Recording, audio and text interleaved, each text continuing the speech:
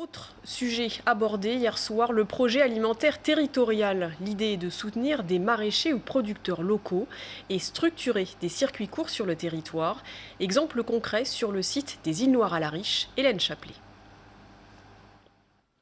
Pour l'instant, c'est une parcelle en friche, mais prochainement, ces 12 000 mètres carrés de terre vont se transformer en verger.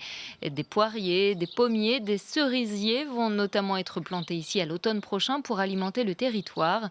Une idée qui a germé dans l'esprit de Clément et qui va devenir réalité grâce à l'aide de Tours Métropole. Ces terres appartiennent en effet à l'institution qui a décidé de les louer à l'association La Belle et la Blette. Pour nous, l'objectif, c'est de recréer de la vie ici, de produire de la nourriture pour le marché de proximité. Et puis, quand on regarde ce site, eh bien, on a envie en fait, de l'ouvrir aux autres et que ce soit un lieu de convivialité, un lieu d'animation, d'atelier aussi. Ces terres proches de la Loire et délaissées jusqu'à présent, Clément n'est pas le seul à vouloir les valoriser. Juste en face de son futur verger, on retrouve Yolin, un maraîcher de 31 ans. Il a été le premier à s'installer sur le site des Îles Noires à la Riche. Chaque année, il paye un fermage à Tours Métropole pour occuper les lieux. Un espace qui a bien changé depuis son arrivée en 2018.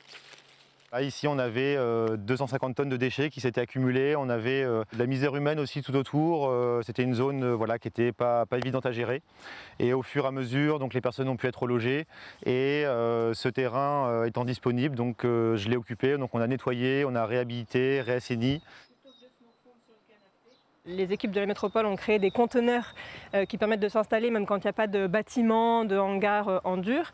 Donc voilà, maintenant il y a vraiment un protocole d'installation qui est assez rodé à la métropole et qui va nous permettre d'aller plus vite pour installer les prochains maraîchers entre guillemets métropolitains, même si ce sont des maraîchers aussi indépendants que les autres finalement dans leur mode de fonctionnement après. Depuis 2012, la métropole a facilité l'installation de 6 maraîchers sur des terrains lui appartenant.